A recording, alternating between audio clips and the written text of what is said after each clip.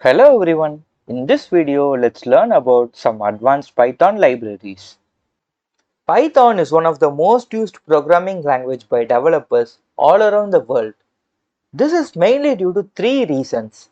One is it is open source, the other one is it is easy to write code in Python, and the last one is its rich collection of packages and libraries.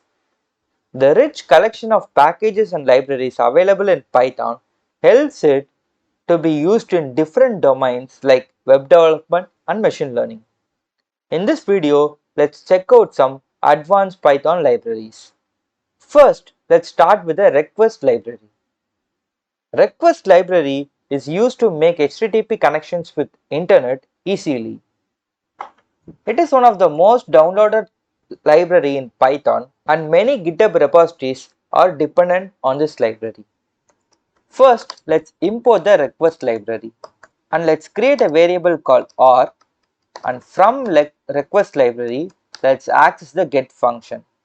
Inside the get function, let's enter the URL of the website that we will be accessing. So now I'll be accessing the Wikipedia website. So let me enter the URL of the Wikipedia website. And now let's convert this file into JSON and access the description out of it. So this variable will get the HTML page of the website and we are accessing the description out of it. Let me run the code. And here we see the HTML page of the website. We can see the mention of name Wikipedia. We can see it as title and the code behind the website. The next library that we will be learning about is NumPy. NumPy is an advanced mathematical library that is used to work with arrays. It is much faster while doing advanced mathematical operations on 3-dimensional and 4-dimensional data. Let's import the NumPy library and let's use it now. One major reason why NumPy is faster is that all the operations in NumPy are implemented in C, and NumPy arrays are actually quite different from the normal list in Python because list can have objects of different data types, but NumPy can have only object of one data type. So type checking is avoided here. Let's create a NumPy array and populate some values into it. Now let's print the NumPy array.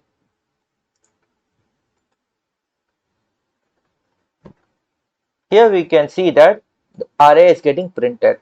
Let me show you the type of the variable. We get numpy.nd array. Nd represents n dimensional. Now let's create a 2D array. So we'll create two lists into an array and enclose it in circular brackets. Now let's print the array, numpy array. Here we get the numpy array. If you want to access all the elements in the first row, you enter 0 here. So the first index is used to access the elements in the rows. The second index will be used to access the elements in the column. So if you use two indexes together, this will point to the 0th row, which is this, and the second column 0, 1, 2. So we'll get the number 5. Yes, we get the number 5.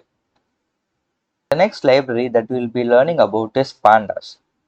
Pandas is by far the most used data wrangling library available in Python.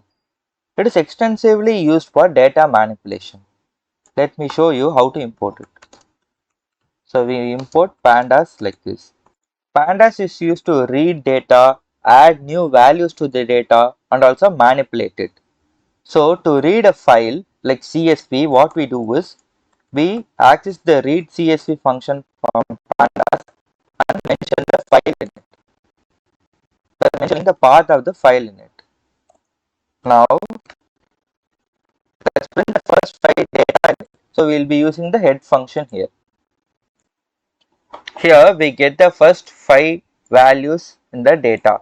If you want to access only the columns, you can use the dot columns function. So let me show you too.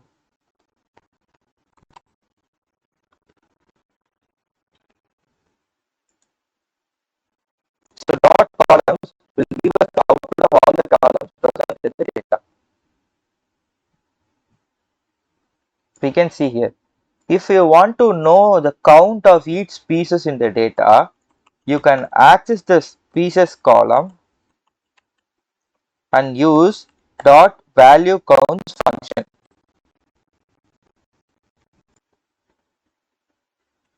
So this function returns an output which says how many values of occurrence is there for each species. Pandas is very useful in data science and you will learn a lot about it in the upcoming videos. The next library that we will be learning about is Kiwi.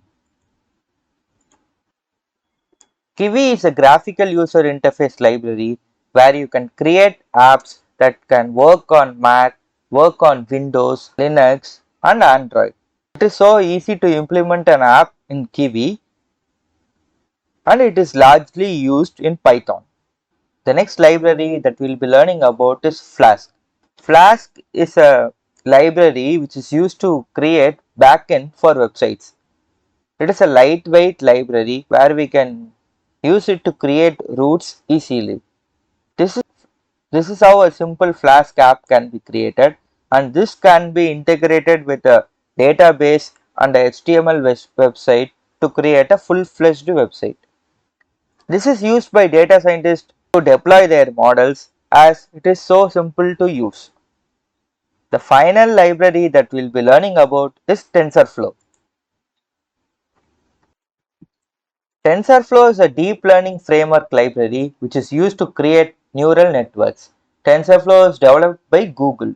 This is used to create neural networks easily where you can use just 5 lines of code to create a neural network model.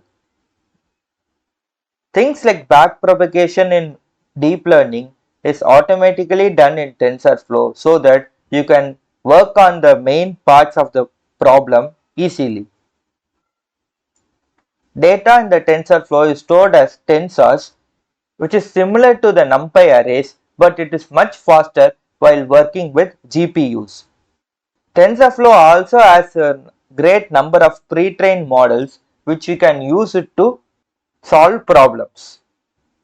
With this, we come to the end of the video. I hope you learned about a lot of advanced Python modules that are available.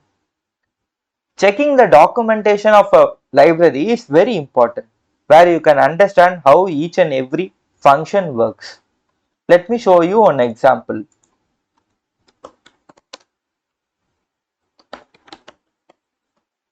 So if you are confused about how a mathematical operation is done and has to be done in NumPy, you can check the NumPy documentation and you can search for the particular keyword there. So if I want to learn about the zeros function that is available in NumPy, I'll just search it. So here we get this information about the NumPy zeros function. So this returns a new array of the given shape and type filled with zeros. In this way, you can use the documentation to your advantage. See you again in the next video.